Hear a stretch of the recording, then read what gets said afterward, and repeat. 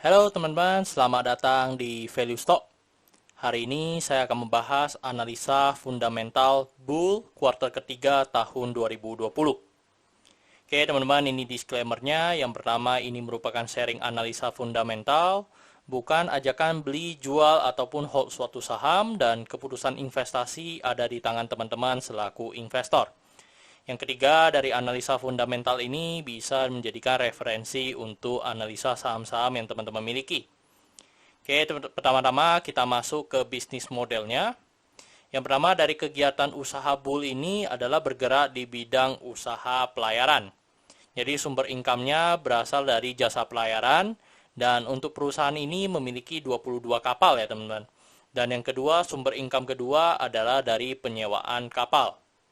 Terus dari segmen usaha atau marketnya untuk di Indonesia, dan di slide berikutnya saya akan lampirkan untuk customer-customernya mereka. Untuk kasus hukum, saat saya melakukan analisa fundamental ini, saya tidak menemukan adanya kasus hukum terkait bull ini. Untuk kepemilikan saham dimiliki oleh PT sebesar 45,14%, untuk masyarakat dimiliki 54,6%, dan sisanya treasury sebesar 0,26%. Oke teman-teman, ini merupakan klien untuk jasanya mereka. Yang paling pertama itu adalah PT Pertamina ya teman-teman. Jadi di sini banyak sekali untuk customernya mereka, tetapi untuk saya membaca di laporan keuangannya, mereka customer besarnya itu adalah untuk Pertamina. Oke teman-teman, kita masuk ke revenue-nya atau pendapatannya. Teman-teman bisa lihat dari 2014 sampai dengan 2020 ini, untuk pendapatannya konsisten mengalami kenaikan ya teman-teman. Dan untuk kuartal ketiga ini mengalami kenaikan 100% teman-teman, dari 2019 dengan 2020 kuartal ketiga. Dan bisa kita asumsikan juga jika 2020 ini terus mengalami kenaikan ya, berarti nanti sampai akhir tahun untuk pendapatannya bisa setinggi 2,9 juta ini. Dari segi net profit, teman-teman bisa juga melihat dari 2014 sampai 2020 cukup konsisten ya, semenjak 2016 mengalami kenaikan. Tetapi di 2014 mengalami kerugian, dan di 2016 ini mengalami keuntungan yang sangat sedikit ya teman-teman. Dan kalau kita bandingkan kuartal dengan kuartal, bisa mengalami kenaikan 236%.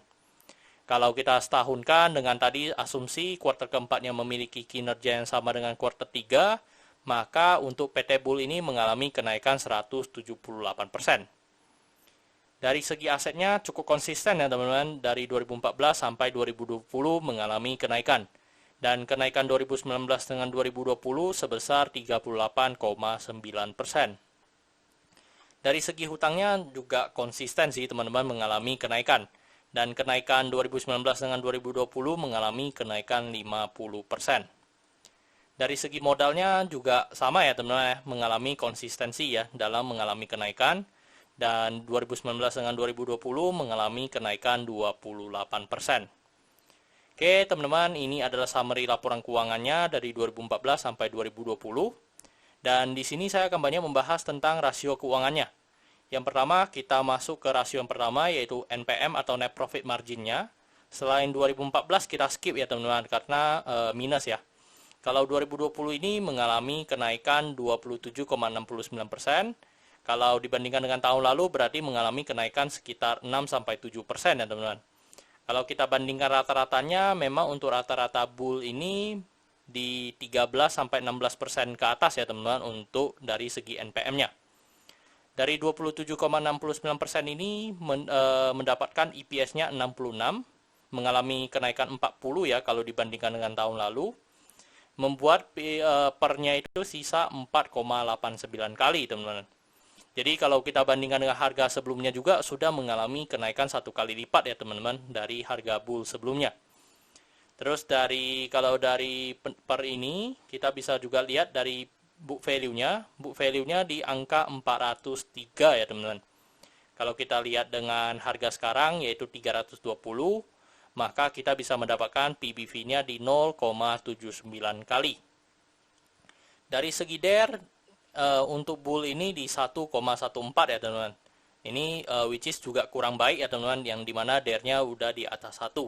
Tapi kalau kita bandingkan dengan rata-rata sebelumnya, memang rata-rata DER-nya juga di atas 1 ya teman-teman. Dari segi ROE sebesar 16,25. Kalau kita bandingkan dengan sebelum-sebelumnya, memang untuk tahun inilah yang terbaik ya teman-teman. Dan yang dimana untuk ROE-nya di atas 9% atau 2 kali bunga deposito yang saya anut. Dari segi ROA di sekitar 7,59%. Oke teman-teman, saat video ini dibuat harga bull berada di 320 dan dengan analisa fundamental saya bisa mendapatkan nilai intrinsiknya di sekitar 550. Jadi untuk bull ini memiliki margin of safety 72%. Oke teman-teman, ini kesimpulannya. Yang pertama dari produk dan jasa. Untuk produk dan jasa saya berikan status oke ya teman-teman, karena jasa pelayaran dan dimana transportasi ya. Jadi ini masih saya berikan status oke dan saya bisa melihat perusahaan ini mampu bertahan 5-10 tahun ke depan.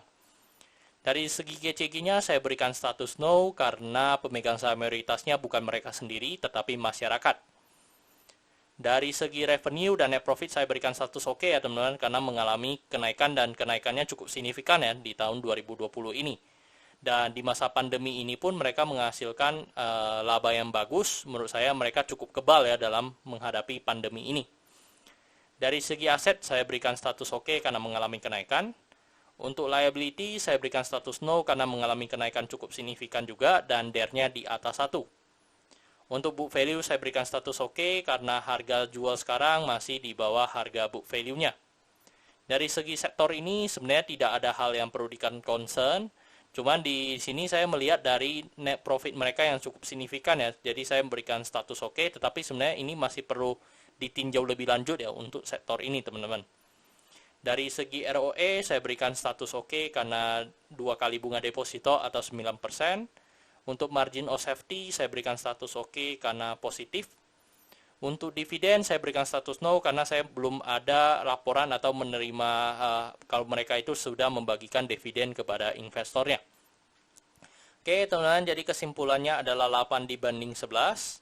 Dan pertanyaannya adalah apakah saya akan membeli saham bull ini? Teman-teman, jawabannya adalah saya membeli saham bull ini tetapi dalam porsi yang cukup sedikit ya teman-teman. Karena saya melihat perusahaan ini lagi growth ya, lagi yang dimana revenue lagi bagus-bagusnya, net profitnya juga masih sangat bagus, mungkin tahun depan bisa lebih bagus lagi teman-teman. Jadi saya membeli saham bull ini, tetapi saya beli dalam porsi yang sedikit. Kenapa saya beli porsi sedikit? Karena saya melihat liability-nya yang di atas 1 ya, jadi itu jadi considernya saya juga.